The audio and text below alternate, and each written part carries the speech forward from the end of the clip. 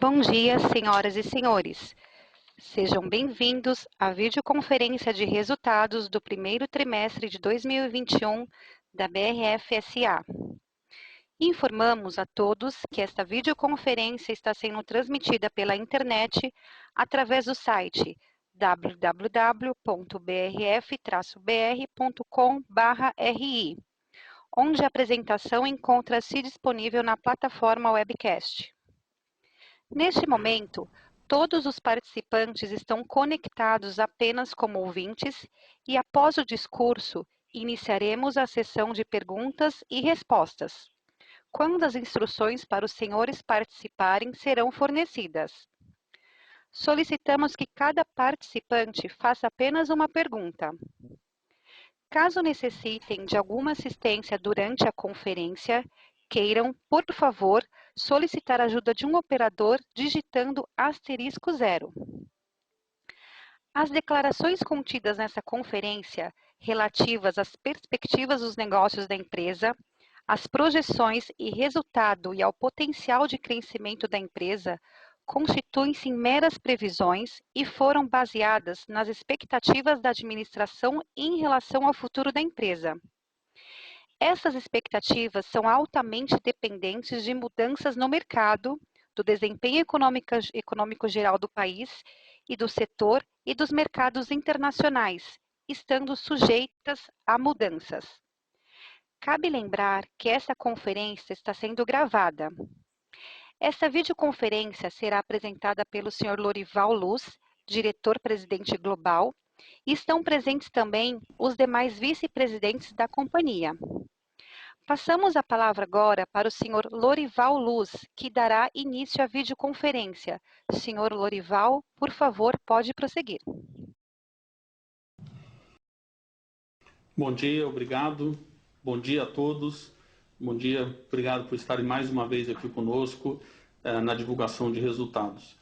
Eu estou aqui no escritório, mas como eu estou num ambiente controlado e num ambiente com um distanciamento adequado, eu vou tirar aqui a máscara para que a gente possa ter mais nitidez na transmissão de voz para todos vocês. Então, primeiro, iniciando com o nosso desempenho e as vantagens competitivas da BRF, eu quero destacar, eu acho importante a gente refletir o primeiro trimestre de 2021, que mesmo num ambiente absolutamente desafiador, onde ainda vivemos um ambiente de uma Covid, um ambiente de algumas restrições com relação principalmente à abertura de food service, não só no Brasil como fora do Brasil, nós tivemos um resultado absolutamente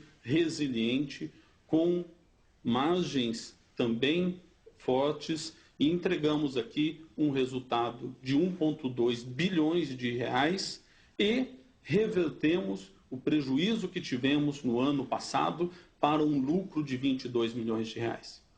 Adicionalmente, extremamente importante colocar a geração de caixa positiva da companhia de 700 milhões de reais. Mesmo, de novo, num trimestre onde tivemos desafios com relação à gestão de estoques e alinhamento com a estratégia que nós vemos tomando desde o último ano com relação à gestão e à busca da eficiência nos nossos insumos. E isso tem sido demonstrado com uma vantagem competitiva muito grande.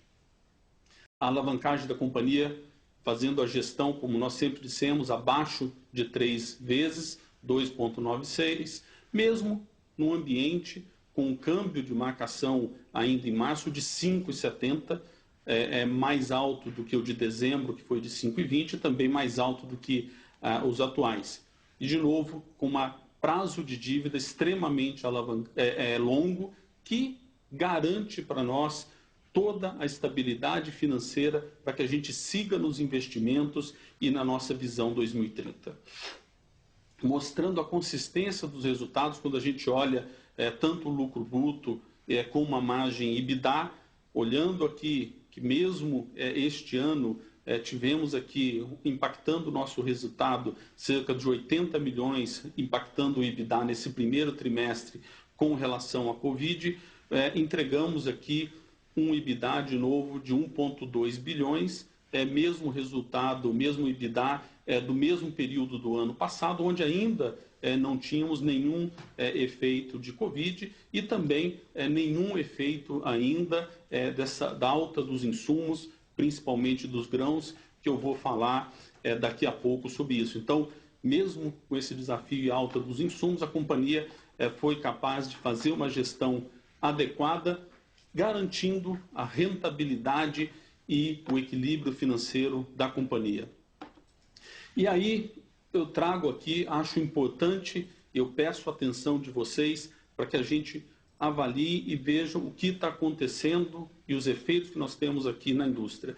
Sem dúvida, e vocês sabem, nós já falamos disso desde o ano passado, tomamos a decisão de fazer uma gestão dos nossos insumos, ficando e posicionando e virando o ano de 2020 para 2021 com um maior nível de estoques de insumos, principalmente milho e soja, que são a base dos nossos custos. E isso garantiu, mais uma vez, um primeiro trimestre absolutamente eficiente e ainda com custos abaixo do que o custo de mercado e que também terá esse impacto ainda para o segundo trimestre desse ano.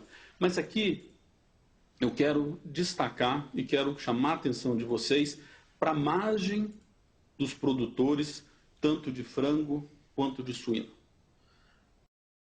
Se vocês olharem no gráfico, está nos níveis mais baixos dessa última série que vai até de 2014. Por que isso está acontecendo? Os dados de mercado que todos vocês têm estão aí. Ou seja, o preço de milho praticamente do ano passado para agora dobrou. Farelos, óleos, também com crescimento e aumento de preço entre 50% até 100%. A mesma coisa tem acontecido nas embalagens, tanto embalagens flexíveis, embalagens rígidas, papelão, que são todos insumos para a produção. A indústria e todas as empresas sofreram e têm sofrido um aumento relevante de custo. E isso pode ser notado pelo índice do custo de produção da Embrapa. Vocês veem aqui o patamar que já subiu desde 2019. E o preço ao consumidor ainda não chegou no mesmo patamar, ainda não reflete todo esse aumento de custo. A BRF tem feito a gestão absolutamente eficiente na sua estratégia, no seu posicionamento, que tem assegurado as margens que nós estamos divulgando. Mas existe aqui, claramente, a necessidade de um reequilíbrio financeiro, econômico-financeiro, para restabelecer a sustentabilidade econômica da produção de alimentos, tanto de suínos quanto de frango. Então, este cenário, esse aumento de custo ainda não está refletido no preço de venda, mas é algo que, sem dúvida, ainda terá impacto para o segundo semestre. Além disso, estamos trabalhando fortemente aquilo que nós dissemos desde o ano passado, cada vez mais evoluindo os produtos de valor agregado. Nós saímos no Brasil de cerca de 74% de valor agregado para cerca de 82%. O que isso quer dizer? Aumento e qualidade melhor do mix de nossos produtos. Inovação, lançamento de produtos. Como vocês podem ver, quase 7% já da receita no Brasil vem de produtos novos. E isso cada vez mais é uma diretriz da companhia para que a gente seja cada vez mais uma empresa, uma indústria de alimentos, proporcionando valor agregado aos consumidores com inovação e também um melhor mix e rentabilidade de produtos. E isso tem sido feito aliado com e mantendo a preferência dos nossos consumidores. Com índices de mercado, a preferência e com o lançamento de produtos e o posicionamento junto aos consumidores, o índice de preferência do consumidor, tanto de Sadia, Perdigão, Qualy, e mesmo no mercado externo, com Sadia e Banvit, tem crescido trimestre a trimestre, como vocês podem ver neste slide. Um outro fator que é importante destacar, que mostra a resiliência dos nossos produtos. Mesmo num cenário de renda per capita aqui no Brasil baixa, ainda com perspectiva que possa crescer, esperamos que isso aconteça, nós e o frango e a carcaça suína ainda estão nos patamares mais altos com relação à paridade para a proteína e o dianteiro bovino. Como vocês podem ver, 12 vezes, quase 8 vezes. Isso mostra que, no cenário daqui para frente, o que nós temos é uma perspectiva de que o trade down, o down trade para o consumidor possa ainda beneficiar tanto o frango quanto o suíno, porque o consumidor vai fazer a cada vez mais que o seu dinheiro valha mais em quilos dessas proteínas. Então, a perspectiva que nós temos aqui de crescimento e de volume de vendas para o Brasil é absolutamente positivo, dado este cenário que nós estamos falando e demonstrando aqui, e a competitividade dos nossos produtos. Um outro fator relevante e que impacta, sobretudo, o mercado internacional, mas com reflexos aqui no Brasil também, que é a febre suína africana, que ainda impacta aqui a China. Como vocês podem ver, o preço continua refletindo o desafio que nós temos, o desafio que existe naquela indústria de reestabelecer a produção e a produtividade que se tinha ainda em 2018. Como a gente já disse um tempo atrás, não será este ano, muito provavelmente não será no ano que vem, e demorará ainda mais de 2 anos para que se restabeleça essa perspectiva. Então, ainda teremos um cenário, no nosso entendimento, positivo com relação à possibilidade e à capacidade do Brasil e da BRF de continuar exportando e com o mercado ainda aquecido e com demanda vindo da China. Outro fator que eu acho que cabe aqui esclarecer, e vocês acompanharam nessas últimas semanas, algumas medidas tomadas pelo SFDA na Arábia Saudita. Primeiro, eles suspenderam aqui a exportação de cerca de 11 frigoríficos brasileiros. Então, isso aconteceu há cerca de uma semana atrás. A BRF não foi impactada, a BRF continua sendo o principal exportador e hoje os nossos frigoríficos continuam liberados para exportar para a Arábia Saudita. Então, este é um ponto. O segundo ponto é o envio de uma notificação da Arábia Saudita para a OMC, falando aqui da restrição, da mudança no entendimento deles, do prazo, do shelf life dos produtos congelados de frango, de 12 meses para 3 meses. Isso, sem dúvida, impacta e pode impactar a nossa exportação, dado, obviamente, o lead time que nós temos aqui entre a produção, embarque, transporte, tempo em águas, desembarque, desembaraço e a distribuição dos produtos. Qual que é o processo aqui, para esclarecer a todos vocês?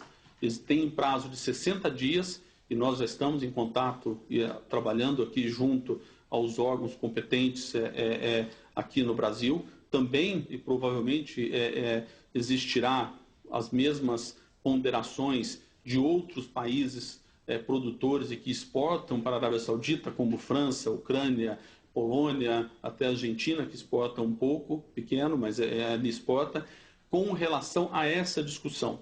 E após esses 60 dias, se terá novamente uma posição aqui da Arábia Saudita. A nossa perspectiva é que exista um diálogo com a Arábia Saudita e que se chegue aqui a um bom termo de forma adequada com relação a isso, até porque existe e continua existindo a necessidade da Arábia Saudita de se importar frangos pesados para que faça o shawarma, o peito de frango e outros produtos lá, também o griller, e a própria indústria local, o próprio food service local também precisa de um prazo maior do que os 3 meses. Mas, como isso foi algo que aconteceu neste final de semana, e essa semana é feriado naquela região, eu acho que cabe aqui a gente já trazer esses esclarecimentos aqui.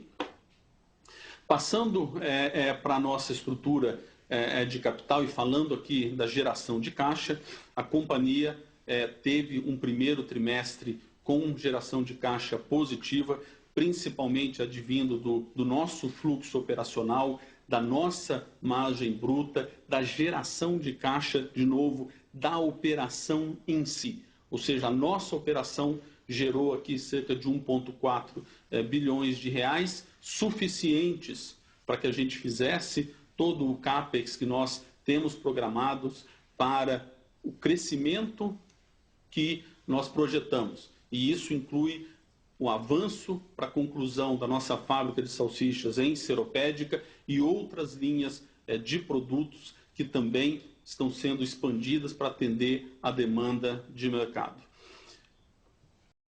Mantendo, da mesma forma, a nossa alavancagem abaixo de 3 vezes, com um prazo de dívida absolutamente alongado.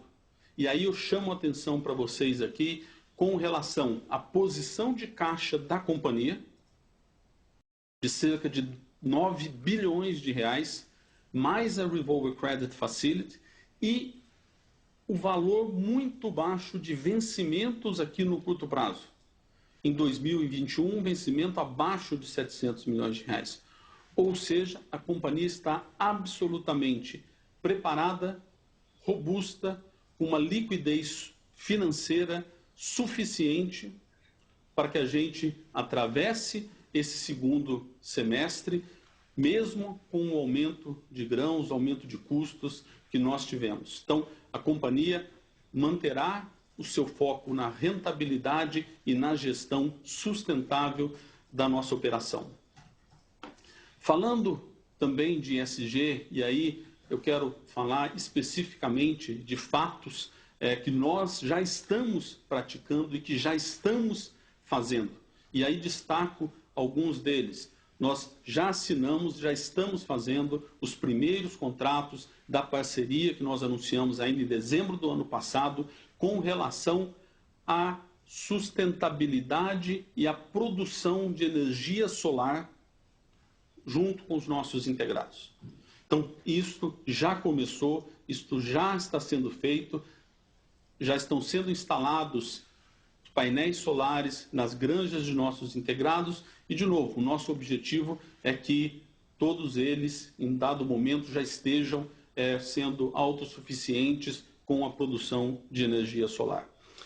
Uma outra coisa importante que eu quero destacar aqui, a companhia também no primeiro trimestre anunciou um novo programa, uma nova ação de doação de mais 50 milhões de reais, como fizemos no ano passado.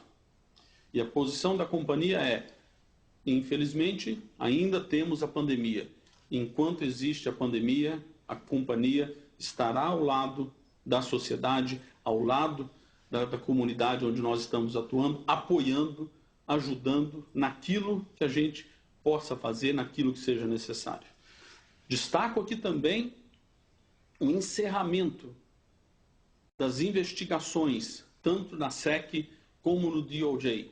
Os órgãos americanos encerraram todas as investigações com relação à BRF, ainda no âmbito da Operação Trapaça, Operação Carne Fraca. e sem nenhum tipo de punição, charges, multas, o que seja. Encerramos isso de forma absolutamente transparente e sem nenhum tipo de penalização para a companhia, o que mostra a seriedade, a integridade com que a gente tem conduzido a companhia e feito todas as nossas ações. Destaco aqui também, na próxima página, o que nós estamos implementando dentro da companhia, com impacto na remuneração variável dos nossos executivos. Medidas e ações absolutamente gerenciáveis que, de novo, impactarão a todos, impactarão a remuneração variável deles e a minha também, assegurando o nosso compromisso, como exemplo aqui, de garantir a rastreabilidade de 100% dos nossos grãos adquiridos ainda até 2025. Então, estamos fazendo isso. Vamos reduzir também o consumo de água em mais de 13%. Vamos promover uma educação para a redução do desperdício de alimentos, algo extremamente relevante e importante. Enquanto, em algum momento, ainda existem pessoas com falta de alimento, por outro lado, existe muito desperdício. E nós temos que trabalhar junto com a sociedade para equilibrar isso. Também atingir aqui 30% de mulheres na liderança da companhia até 2025. Já evoluímos muito e ainda temos muito de que evoluir. E até 2025 temos aqui 100% das embalagens recicláveis ou reutilizáveis ou biodegradáveis, garantindo também a sustentabilidade de todos os nossos produtos. Para concluir, a companhia segue avançando com a nossa visão 2030, lançando e focando em novos produtos, quer seja aqui de pratos prontos, como de suínos. Como vocês podem ver, lançamos produtos com shelf life stable, né? Sem a necessidade de serem resfriados. Lançamos também a linha Speciale com o Solvan, ou seja, trabalhando em diferentes segmentos, em diferentes nichos de mercado e também lançando novos produtos da nossa linha Vegetal, como cubos de frango, tiras de frango e também os produtos locais.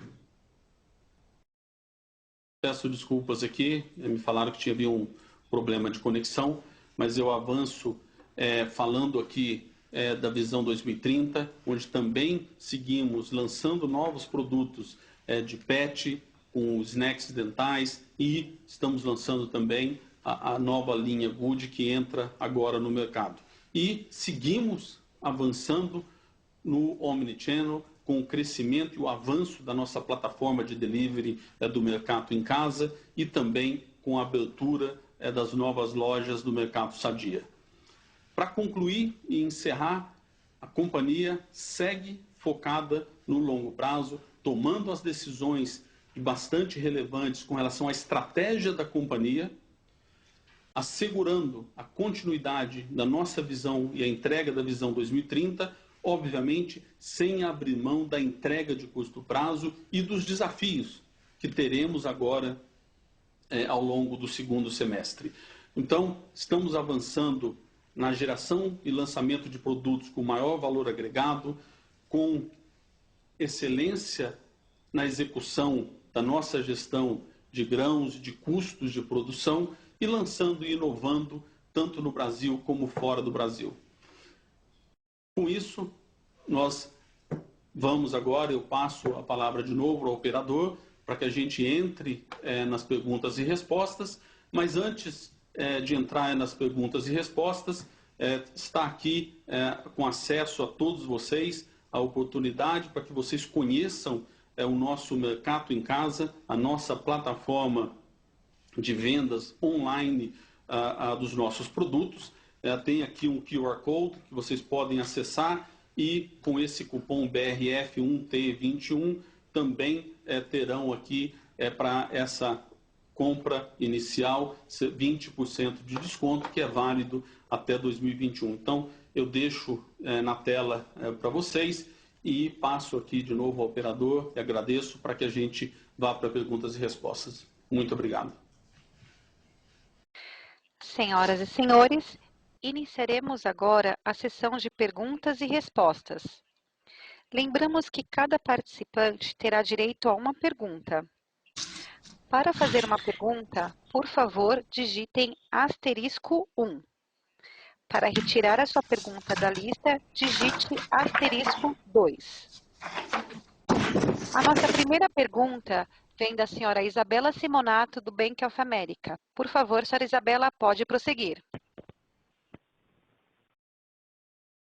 Obrigada. Bom dia, Lorival. Bom dia a todos. Eu tenho duas perguntas. A primeira delas é em relação a custos, né? A gente está vendo não só custos de grãos subindo, mas também os custos de outras matérias-primas, embalagem, combustível.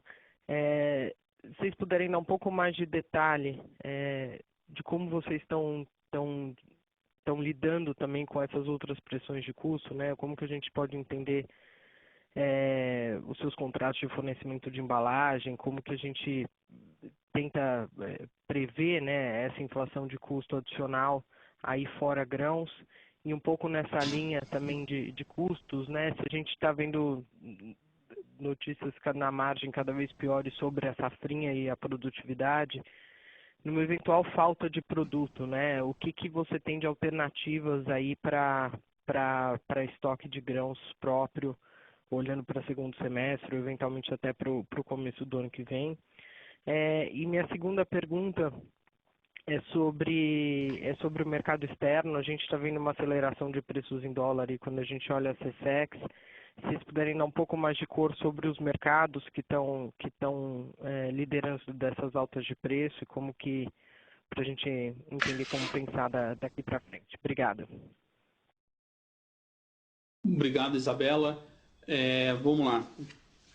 Primeiro, falando de custos aqui, falando de grãos e embalagem, como que nós estamos gerenciando. Isabela, de fato, a companhia tem, e nós acreditamos que estamos sendo absolutamente competitivos na forma que definimos a estratégia desde o ano passado, o que nos assegurou muita competitividade no primeiro trimestre, e isso também acontecerá gradativamente para os próximos trimestres. Mas é importante, com toda a transparência, deixar claro para vocês, cada vez mais o custo médio do nosso estoque de grãos ou o custo médio dos outros insumos e matéria-prima que precisamos, se você destacou bem, das embalagens, eles vão estar subindo, eles estarão subindo.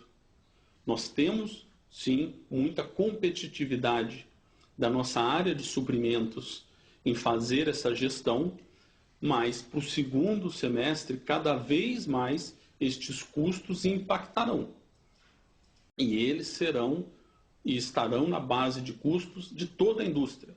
E isso você pode ver já pelo índice de custo de produção da Embrapa, que já está refletindo esse aumento de custo. A diferença que existe entre o custo da Embrapa apresentado e o nosso custo, a variação, mostra exatamente a eficiência e a gestão desses insumos que a BRF tem feito. Mas, de novo, cada vez mais o grão que mantém está na casa de R$100, com os desafios, como você disse, de safra e das próximas safras, sem dúvida, farão com que, de forma geral, o custo de produção, e é visto já na margem do produtor, chegue a todas as empresas, todas as indústrias, o que traz a necessidade que exista, e a companhia faz isso, tenha o reequilíbrio sustentável da nossa operação. E isso será feito porque nós temos aqui o compromisso e a responsabilidade de fazer a gestão sustentável da companhia para que assegure um crescimento da companhia de forma rentável. Falando com relação ao ponto do mercado externo, sem dúvida o mercado externo tem respondido de forma mais rápida o ajuste de preço do que ainda no Brasil. E lembra, o ajuste de preço é global, porque a base dos insumos impacta todos os produtores no mundo inteiro. O milho não está mais caro só aqui, ele está caro no mundo inteiro, por fatores externos, por fatores internacionais. Então, a base do custo de produção mudou de patamar. E mudou de patamar, tem que se restabelecer o patamar e a adequação dos preços de mercado, dos preços de venda também, como já tem acontecido no mercado internacional. E aí, Isabela, eu vou me permitir passar aqui ao Patrício, que tem mais detalhes também de como tem se comportado essa mudança e essa variação no mercado internacional. Patrício, por favor, se puder complementar. Obrigado, Lorival. Bom dia, Isabela.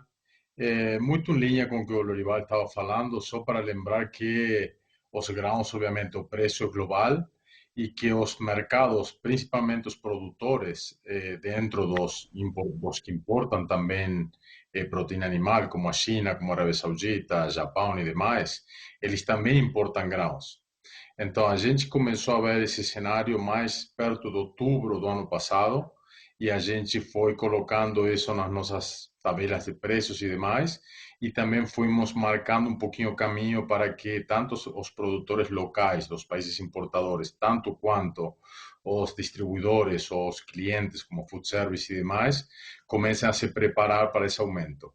E o que fortaleceu um pouquinho mais, que isso vai se materializar mais nos próximos meses, onde estamos agora, depois quando a gente apresenta os nossos próximos resultados, é que também a demanda em certos mercados foi aumentando pela penetração das vacinas, pela flexibilização dos consumidores poder sair, ir a restaurantes e demais. Então, tem uma combinação de aumento de custo e um aumento do consumo não só em casa, sino também fora de casa. E também, ao mesmo tempo, como você sabe, grande parte dos produtores da maioria dos países são pequenos. Então, eles não conseguem ter estoque de grãos de muitos meses. Então, eles precisam reagir rápido, só que muitas vezes aguardam pela gente, pela BRF, que é uma das empresas líderes em quase todos os mercados onde nós atuamos, mostrar esse caminho. Então, muito em linha com o que o Lorival falou, complementando que tem realmente um aumento da demanda nesses mercados específicos. Obrigado.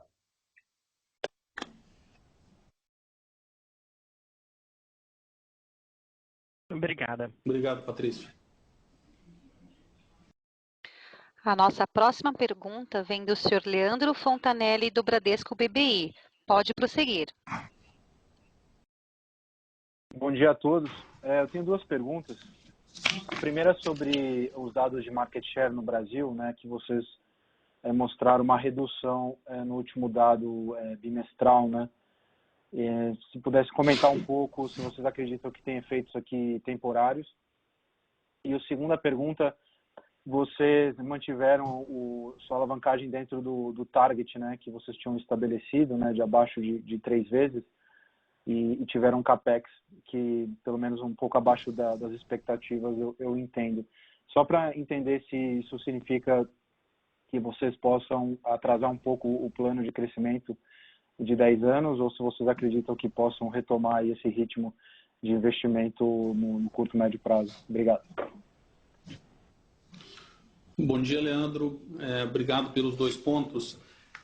Com relação à market share, daqui a pouco eu vou passar até para o Sidney complementar com mais detalhes, mas eu acho que é importante sempre destacar que, e nós fizemos isso, e vocês estão acompanhando, com o aumento gradativo e o aumento da base de custos, fez-se necessário uma readequação dos preços dos nossos produtos. E isso foi feito no início do ano, e toda vez que nós fazemos isso e que nós avançamos no preço, sempre existe um impacto de market share Dado que a companhia faz o aumento, o mercado tem os reflexos com relação a isso e nós temos, sem dúvida, um impacto negativo de market share sempre no primeiro momento que faremos isso. E num ambiente de aumento de custos, como vocês estão vendo, isso não é algo que aconteceu só no primeiro trimestre.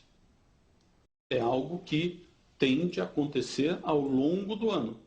O aumento de custos, com um aumento de preço de venda dos produtos e, obviamente, você terá impactos pontuais de market share até o momento que, de novo, isso se estabilize e voltem às condições normais. Então, acreditamos que tem sim um impacto conjuntural, impacto específico em dado momento. Com relação, só rapidamente, antes de passar para o Sidney, a alavancagem, nós entendemos e temos espaço para fazer a gestão adequada dessa alavancagem. Até agora, seremos beneficiados no segundo trimestre com um câmbio bem mais baixo, na casa de 5,20 como está, mas mesmo assim, com a geração de caixa operacional que nós estamos tendo, nós temos e continuamos com as nossas perspectivas de crescimento e de seguir estamos com a prioridade da visão 2030.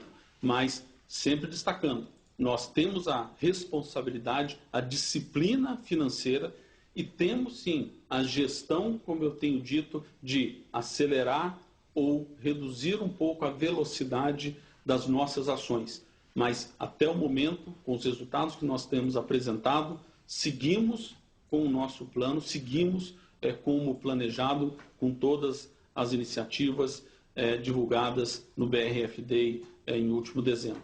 E aí eu só passo para o Sidney, para que ele possa complementar alguma coisa com relação a share e, obviamente, os impactos que teve no primeiro trimestre. Obrigado, Lorival. Obrigado pela pergunta. Complementando isso, mas destacando, né? O market share publicado pela Nielsen, ele reflete 50%. Outros 50% não estão cobertos pela Nielsen, que é o market share publicado. O que o Lorival disse, o nosso objetivo aqui é sempre buscar esse equilíbrio, né? E diante desse cenário sem precedente de custo, é inevitável fazer o ajuste do preço ao consumidor. Em função da nossa posição de mercado de liderança absoluta em todas as categorias, a gente lidera esse processo recorrentemente, né, no mercado. E é natural, num primeiro momento, que o volume de vendas e, eventualmente, o market share possam ser afetados, sim, temporariamente, em função de duas coisas. Os volumes são também afetados por uma correção de estoques, né, por parte do varejo, que normalmente tende a aumentar os estoques pré-aumento, né? Então, nesse primeiro trimestre, onde nós fizemos a movimentação, isso acontece e, consequentemente, o follow-up da concorrência, porque esse custo é para toda a indústria, né? E não somente para a BRF, o follow-up da concorrência acontece normalmente entre 2 a 3 meses. Eu acho que o importante aqui, além do que o Paulo comentou, é que de ter uma demonstração muito grande de disciplina em relação à nossa estratégia de rentabilidade. Fomos ágeis no repasse dos custos e, através até da força das nossas marcas e qualidade de execução, nós mantivemos efetivamente esse equilíbrio, buscamos esse equilíbrio de margens. E também, né, sem abrir mão daquilo que está previsto no nosso plano estratégico 2030. Né? Crescemos em inovação, crescemos em mix de valor agregado, aumentamos a preferência das nossas marcas e, no ambiente adverso, né, desse contexto Covid, nós protegemos todos os nossos colaboradores. Então, num cenário como esse, fica aí uma disciplina muito grande em relação à nossa estratégia, ao nosso plano 2030. Tá ótimo. cortou um pouco a voz, mas eu consegui entender boa parte. Só se eu puder fazer um follow-up aqui, quando você comenta esse efeito temporário, né, do aumento do preço, que é normal quando você implementa ele, você diria que ele é mais por uma questão do varejo, né, do trade, ter uma resistência e eventualmente um ajuste de estoque, ou também dos competidores que às vezes atrasam um pouco para seguir esse aumento de preço? Eu acho que é uma combinação, Leandro. Tem sim as duas coisas. Pós-aumento, não uma resistência do varejo, eu não vejo desta forma, porque o efeito do custo ele é de conhecimento hoje de todos que atuam no mercado. Então, eu não vejo uma resistência, eu vejo natural. No movimento de aumento de preço, normalmente, principalmente os grandes clientes, onde você tem uma maior medição Nielsen, maior cobertura Nielsen, eles se estocam pré-aumento. E, com o passar do tempo, esses estoques de preços antigos vão diminuindo e há reposição. Entre esse processo, há um delay de estoque, correção de estoque. Isso afeta, assim, a nossa venda no primeiro momento, mas depois isso se regulariza em função do giro, porque o giro continua acontecendo dentro daquilo que nós tínhamos previsto. Então, é uma correção de estoque. Por outro lado, isso é recorrente. Todos os movimentos que a gente tem feito no Brasil, principalmente nos últimos 2, 3 anos, a BRF, ao liderar, tem acontecido o fellowship entre 2 a 3 meses dos principais concorrentes. Então, também tem um processo gradativo, não é específico, isso é natural dentro do processo, Leandro. É que isso tem. É claro que todas as vezes, se isso acontece numa intensidade maior, esse fellowship ele vai colando um no outro. Mas o fato é que isso sempre acontece. Nós, como líder absoluto em todas as categorias que nós atuamos, a gente tem puxado esse movimento. Não sei se respondi a sua pergunta aqui. Respondeu sim, ficou claro. Muito obrigado. É isso. Obrigado. Um abraço, Leandro. A nossa próxima pergunta vem do Sr. Lucas Ferreira, do JP Morgan. Pode prosseguir.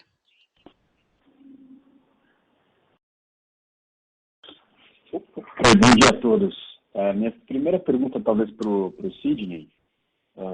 Sidney, só para entender sobre esse processo de, digamos, recomposição de margens, vocês acham que vai ser necessário, talvez, eventualmente, fazer mais aumentos de preço aí na metade desse ano?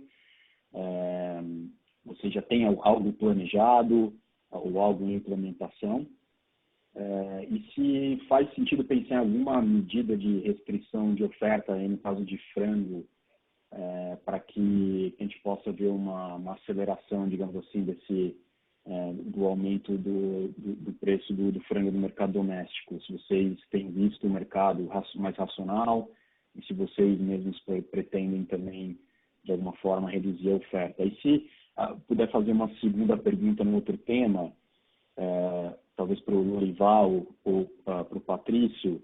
Lorival, você comentou, né, nos seus initial remarks sobre essa questão da Arábia Saudita, são os próximos 60 dias para vocês, enfim, entenderem a posição final deles, mas e também vi no comunicado de vocês que vocês ainda não sabem medir exatamente o impacto, mas se pudessem dividir com a gente alguns números, do tipo quanto que vocês têm exportado para lá, na Arábia Saudita tem mais ou menos 10% da exportação de frango do Brasil, quanto que vocês têm de volume ali na região vinda do Brasil, e qual seria, digamos assim, no caso extremo, um plano B, o que fazer com esse volume, para onde ele iria, como realocar dentro da carteira de vocês.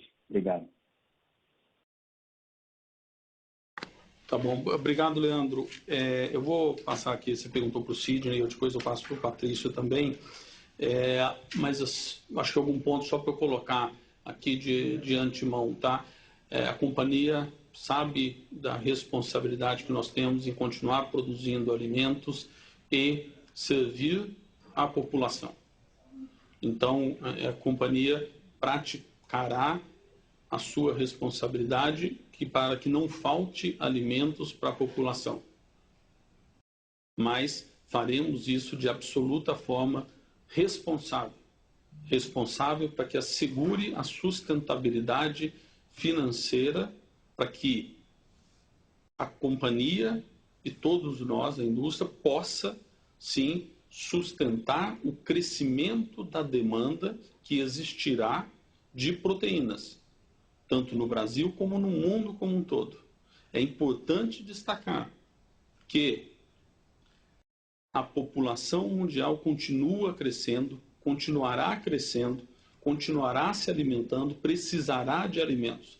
E nós temos que assegurar as condições financeiras adequadas para que possamos continuar fazendo os investimentos e atendendo a essa demanda de forma sustentável. Então, é isso que nós faremos e faremos sempre o reequilíbrio e a adequação necessária para que essas premissas sejam atendidas. E aí, eu passo aqui, se o Sidney quiser complementar alguma coisa com relação à sua pergunta de aumento de preço de Brasil, e na sequência para o Patrício falar um pouco mais de Arábia Saudita. Lucas, diante do cenário de aumento de custo, né, é inevitável que esse repasse aconteça nos preços. Entendo que o que nós implementamos agora no primeiro trimestre vai ter ainda reflexo no segundo trimestre, P2, e para que a gente possa, assim, reequilibrar essa equação custo-preço. Então, é inevitável que isso aconteça diante do aumento de custo.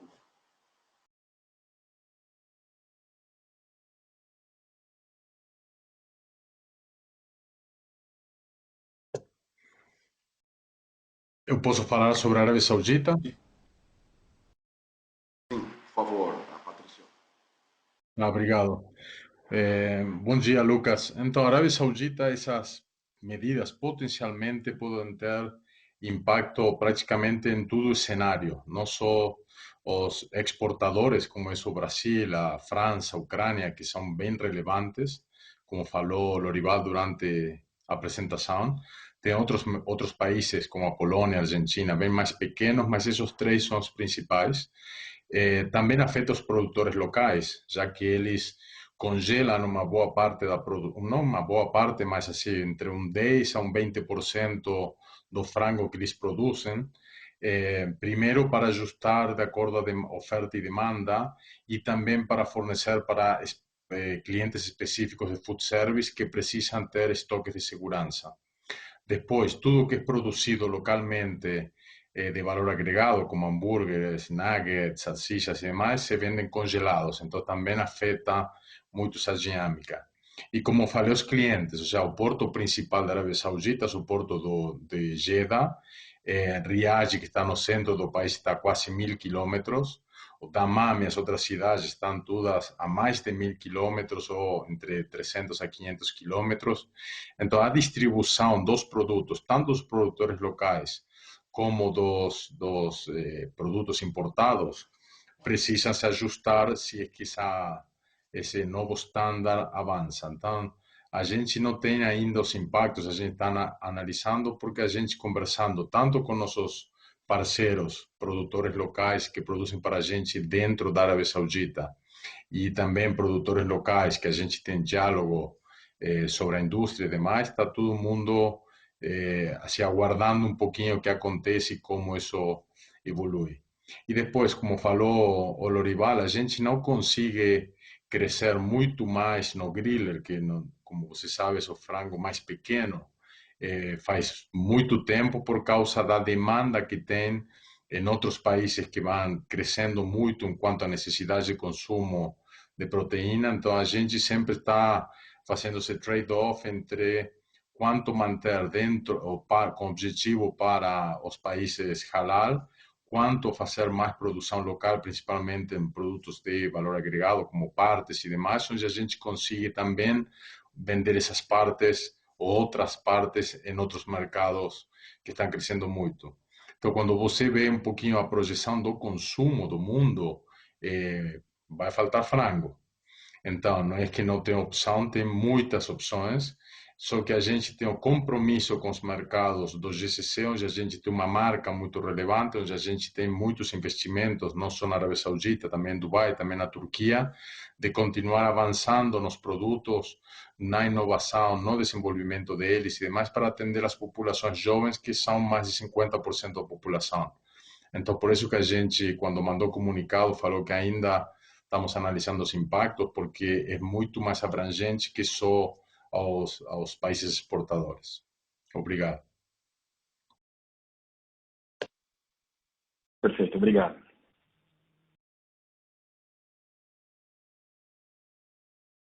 A nossa próxima pergunta vem do Sr. Vitor Tanaka, da Morgan Stanley. Pode prosseguir. Bom dia a todos, obrigado pela pergunta. A minha pergunta é ainda sobre processados no Brasil. Então, primeiro, se essa queda de volume de 5% veio em linha com o seu planejamento no final do ano passado, ou se teve algum problema em relação ao escoamento de estoques, e se a elasticidade de preços foi maior que esperado. A segunda pergunta é sobre mix, tanto como vocês estão vendo a dinâmica de mix de in natura em relação a processados daqui para frente. Pelo menos na questão de preço, a gente vê frango e carne subindo de forma muito expressiva. E em processados, se vocês pudessem comentar como vocês enxergam o mix em processados evoluindo esse ano, talvez possa ter uma questão de base de comparação muito forte em margarinas, por exemplo. Então, como vocês enxergam um eventual downtrade entre categorias em processados? Obrigado. Obrigado, Vitor. Eu vou aproveitar e passar para o Sidney, e ele pode detalhar o impacto aqui de Brasil com relação ao processado, mas sempre lembrando que a nossa estratégia, e como a gente mostrou na apresentação, é cada vez mais melhorar e adequar o mix com mais e mais produtos de valor agregado, como nós temos feito nos últimos trimestres. Bom dia, obrigado pela pergunta. De fato, nós temos um portfólio diverso, né, que acaba atendendo todas as ocasiões, todas as gerações de consumidores e se adequa diante do cenário sazonal. No primeiro trimestre, de fato, nós tivemos um impacto em processado, por dois fatores que eu primeiramente, o primeiro movimento de preço, o follow-ship gradativo da concorrência, pegou exatamente nesse período, então o impacto em relação, eventualmente, a market share em função da concorrência acaba afetando. E segundo, uma adequação do varejo, né, a própria Nielsen mostra isso, do varejo aos níveis de estoques diante do cenário pós-aumento. Não vejo o downtrade caracterizado nesse processo, não vejo isso, até porque aquilo que vem comentando, né, tem uma demanda cada vez mais crescente por valor agregado e é onde nós estamos avançando rápida, mas sim tem um impacto inicial, o que vai se adequando por mix, vai se adequando categoria a categoria, em função de toda a nossa cobertura. Não vejo um movimento de downtrade, muito pelo contrário, ainda vejo crescente os volumes pré-Covid.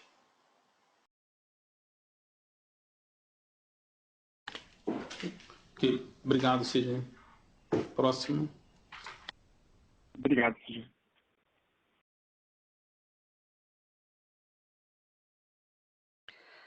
Nossa próxima pergunta vem do Sr. Vitor, do Credit Suisse. Pode prosseguir. Bom dia a todos. Pessoal, acho que um dos pontos que a gente viu no resultado que chamou a atenção foi um pouquinho da dinâmica de margem na Ásia. Né? Vocês colocaram a explicação do Japão com o nível de estoque um pouco elevado. Quando a gente olha esses dados do Japão, eles são dados que eles são duradouros, né? 1 ano e meio a 2, pelo menos, estoque elevado ou estoque muito baixo. Então, eu queria entender um pouquinho onde que a gente está nesse ciclo aí, se vocês veem isso como um impacto um pouco mais duradouro ou não. E o segundo ponto, M&A. Desde o BRF Day teve muita discussão, né, a respeito de M&A, enfim. Então eu queria entender um pouquinho como é que está essa discussão, se vocês têm algum timeline na cabeça ou não. E seriam essas duas perguntas. Obrigado. Obrigado, Vitor. Eu vou responder primeiro a segunda pergunta, eu passo para o Patrício falar de Ásia e Japão especificamente aí. Com relação a M&A, Vitor, segue tudo conforme nós comunicamos dentro do plano 2030. A companhia tem as prioridades definidas, como nós comunicamos, e seguimos com a disciplina financeira, avaliando as oportunidades. Então, até o momento, nenhuma mudança com relação àquilo e o planejamento e a programação que nós divulgamos no BRF Day. E eu passo aqui a palavra ao Patrício para falar um pouco dessa dinâmica de Ásia e sem dúvida, o impacto no Japão. Perfeito, obrigado, Lorival. Bom dia, Vitor. Falando de Ásia em geral, primeiro de tudo, se a China é o mercado principal, ou Ásia como um todo, desculpa, a região está muito demandada. A gente tem uma demanda de quase 40% a mais do que a gente consegue fornecer dos produtos que a gente tem em quanto a volume, disponibilidade e demais. No caso dos preços, quando você vai especificamente na China, a China, os preços que tinha atingido no mercado durante o ano passado, no momento mais duro da gripe suína, hoje ou depois foram ficando um pouquinho mais baixos por causa da exportação dos Estados Unidos, por causa da expectativa da recuperação da produção local e demais. Só que ainda os preços continuam muito altos e o lucro e o volume está muito alto.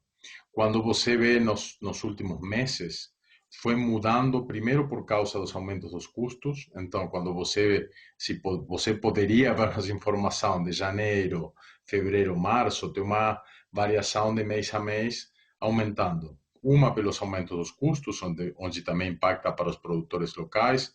Segundo, por causa da expectativa dos Estados Unidos, que já está se materializando nas ofertas, exportar a menos por causa do aumento do consumo doméstico, com a penetração das vacinas e a volta à normalidade nos Estados Unidos, que são um dos principais exportadores de frango para a China.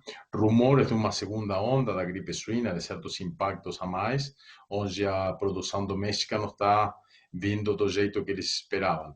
E a economia está crescendo, como você pode ver nos números gerais, a China continua produzindo, continua exportando e demais. Então, a China é um mercado para nós que nós estimamos que tem assim, uma normalidade no volume e preço para o futuro.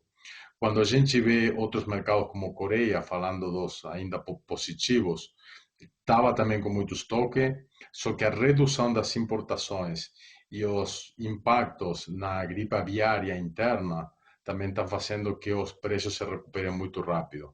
Quando nós vamos no Japão, foi um caso um pouquinho diferente. O Japão estava promovendo aos consumidores locais sair aos restaurantes, aos food service e demais, e depois, pelo aumento dos casos, por causa dos Jogos Olímpicos que eles têm agora em julho e demais, eles deram um passo para trás.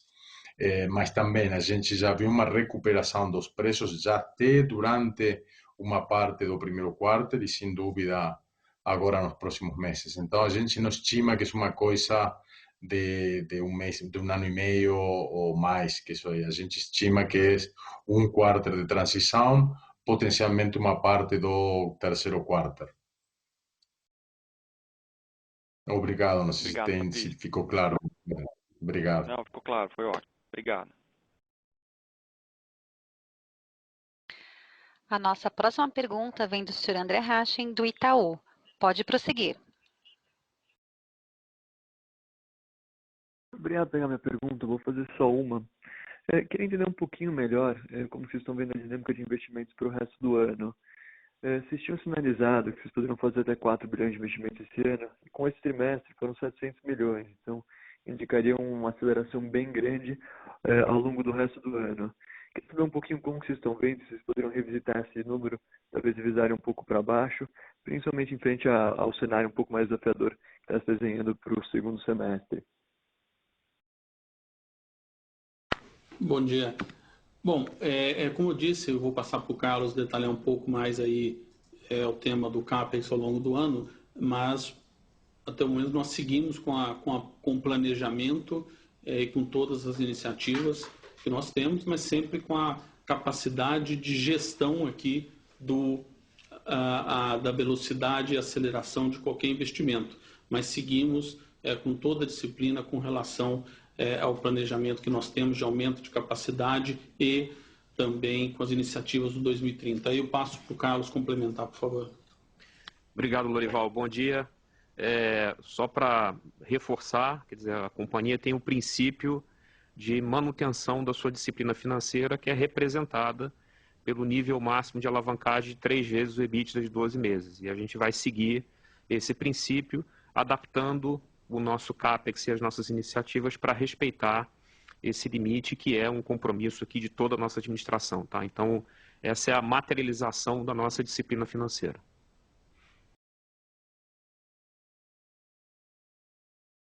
Perfeito. Mas só para entender aqui nesse sentido, vocês acham que quando a gente pensa para o segundo semestre, vai ser possível manter essa meta dos 4 bilhões ou não? Você acha que provavelmente seria necessário revisar-se um pouco mais para baixo? É possível que sim, se o nosso nível de alavancagem permitir. Perfeito. Tá bom. Muito claro.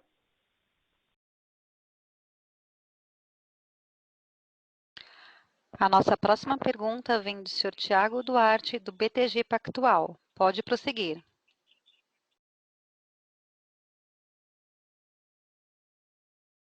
Olá, bom dia a todos. Muito obrigado pela oportunidade. Eu queria tocar em 3 pontos. O primeiro, com relação à redução de despesa nesse TRI. Né? O SG&A, ele acho que foi capaz de amortecer bastante da pressão da margem bruta. E aí eu queria, na medida do possível, que vocês discorressem um pouco sobre isso. Isso foi muito focado na despesa com venda, e aí é sempre uma linha um pouco mais discricionária. Então, eu queria entender do lado de vocês se devia pensar nisso como um faseamento diferente ao longo do ano, portanto, voltar a níveis um pouco mais próximos do ano passado nos próximos TRIs, ou se dá para assumir esse como um patamar recorrente, talvez pela própria alavancagem operacional das receitas mais altas. Essa é a primeira pergunta. A segunda pergunta, eu queria voltar no tema da Ásia, talvez diretamente para o Patrício. Não está muito claro para mim, Patrício, você sugeriu nessa tua última intervenção, você sugeriu que tem preços acontecendo na China e no Japão, pelo que eu entendi já no segundo TRI. Enfim, no limite eu queria ouvir de você se você acha que esse processo de acomodação das margens na Ásia, que a gente viu desde o início do ano passado, que elas estavam bastante altas, elas não tiveram alta, mas sempre caindo e agora caíram um pouco mais, se você entende que esse processo tem espaço para reverter ou não, essa pressão de custo ela deveria prevalecer, só para a gente entender onde vocês veem essas margens de Ásia ao longo do restante do ano. E por último, no release de vocês, eu tenho a impressão, e me corrija se eu estiver errado, vocês estão com um tom sensivelmente mais cauteloso falando da parte de macroeconomia no Brasil. Pelo menos parece bem diferente daquilo que nós vimos nas discussões de mercado doméstico quando vocês divulgaram o trimestre anterior, por exemplo. E aí, por outro lado, o Sidney mencionou há pouco, né, que não está vendo trade down, não está vendo mudança de mix relevante, está vendo um processo de crescimento da demanda por processado continua acontecendo. Se vocês puderem falar um pouco mais sobre essa percepção de demanda e da situação macroeconômica vindo de um ano passado, que foi um ano super atípico do ponto de vista de demanda, com auxílio emergencial, para esse ano. Muito obrigado. Obrigado, Tiago. Deixa eu falar um pouco com relação aqui ao que você colocou do tom.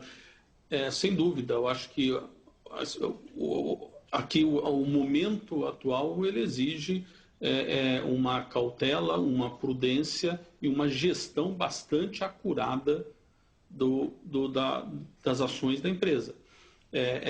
Vocês estão vendo, e é claro e transparente, esse aumento do custo, as perspectivas com relação às commodities agrícolas, o patamar que elas estão, as perspectivas com relação ao preço dela. Então, é realmente um momento de cautela para que se exista e que se faça esse reequilíbrio de forma adequada. O outro fator, também a gente tinha para o ano passado uma perspectiva que a gente já entrasse, que a gente estivesse em 2021 com a pandemia como sendo coisa do passado. E infelizmente, nós vivemos aí o primeiro trimestre com um momento mais grave da pandemia que tivemos. Então, é natural que, nesse momento específico, a gente tenha, assim, uma cautela, uma preocupação, mas, de novo, fazendo a gestão de forma sustentável, equilibrada, como a gente tem feito. Mas a questão de longo prazo, a questão de fundo, ela permanece, que é a demanda continuará crescendo, a população continua crescendo e cada vez mais os produtos de valor agregado que trazem conveniência para todos os consumidores continuarão também crescendo, como tem crescido, e o Sidney tem colocado isso, ao longo do ano. Então, é sempre importante a gente olhar a questão estrutural em comparativo com a questão conjuntural do momento. Então, estruturalmente, a gente está muito confiante, sem dúvida, nas perspectivas e no planejamento futuro da nossa indústria e da empresa. Mas agora a gente tem, sim, uma gestão que tem que ser muito bem feita nesse momento. Aí eu passo aqui para o Carlos falar do SG&A, e aí sempre lembrando que nós colocamos aqui aquela política da gestão matricial dos nossos custos. Eu acho que o Carlos pode falar um pouco disso, e aí ele passa já direto a palavra para o Patrício para complementar aí o tema de Ásia. Exatamente. Obrigado, Lorival. Prazer falar com você, Tiago. Isso é parte de um processo que nós temos aqui, né, de gerenciamento matricial de gastos, que envolve 18 pacotes, e esses pacotes têm, de forma disciplinada, trabalhado com todas as áreas da companhia, estritamente alinhados com a área de suprimentos também, que tem feito um trabalho muito forte, apesar de todo o desafio de cenário macroeconômico, para a gente conseguir isso. Eu te diria que 65% a 70% do que nós capturamos nesse trimestre se deve a economias programadas, economias em seguros, economias em facilities, economias em tecnologia da informação, em despesas jurídicas, por exemplo, que a gente teve um movimento importante de provisão, como você pode ver no nosso balanço, de liquidação de processos, então isso reduz o efeito de honorários, né?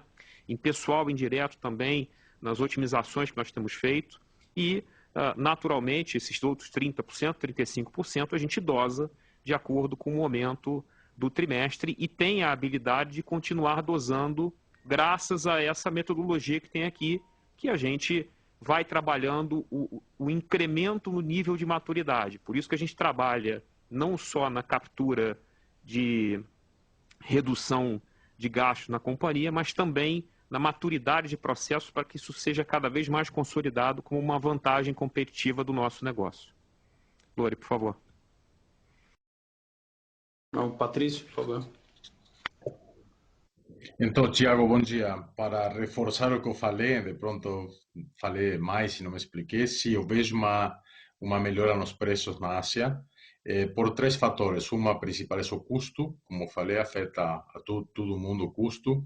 2, a demanda está alta mesmo. E 3, tem um balanceamento dos estoques, tanto dos importadores como dos produtores locais, principalmente onde tem produtores mais pequenos, que é o caso da Ásia, onde uma boa parte é animal vivo que eles vendem. Quando tem pressão de custo e o preço, eles não conseguem trasladar esse custo para o preço, os produtores se tornam mais racionais. Então, isso a gente já foi sentindo durante o primeiro trimestre, a gente está sentindo isso agora e estamos vendo que se tem uma perspectiva de preços melhores na Ásia, sem dúvidas. Obrigado. Excelente, Patrício. Só se eu puder aproveitar essa margem de 17% na Ásia, você pode, pelo menos direcionalmente, passar para a gente como é que ficaria China e Japão, né, nesse número?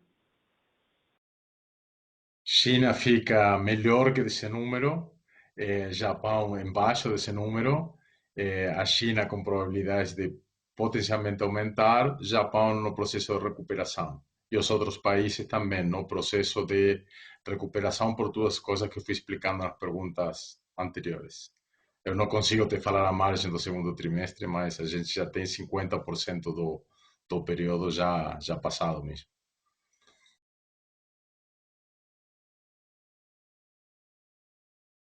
Excelente, muito obrigado, Patrício, Carlos e Lorival. Obrigado, cara. Encerramos agora, este momento, a sessão de perguntas e respostas. Por favor, senhor Lorival, pode prosseguir para as considerações finais. Obrigado a todos. Me informaram que, infelizmente, a gente teve, acho que, alguns problemas técnicos na transmissão e que vocês, infelizmente, alguns não ouviram direito. Eu peço desculpas, não era o objetivo aqui da companhia, mas nós vamos colocar, estará disponível no website a gravação, e aí sem cortes ou sem interrupções que aconteceram. E reforçar aqui o compromisso da companhia com o nosso planejamento futuro, com os temas de sustentabilidade e ESG que nós temos trabalhado, com o equilíbrio sempre sustentável das nossas margens e do nosso crescimento econômico, e sempre trabalhando com uma geração de caixa para que a gente possa, sim, sustentar todo o planejamento e a visão 2030 que foi apresentado. Então, obrigado a todos e um bom dia. A videoconferência da BRF SA está encerrada. Agradecemos a participação de todos e tenham um bom dia.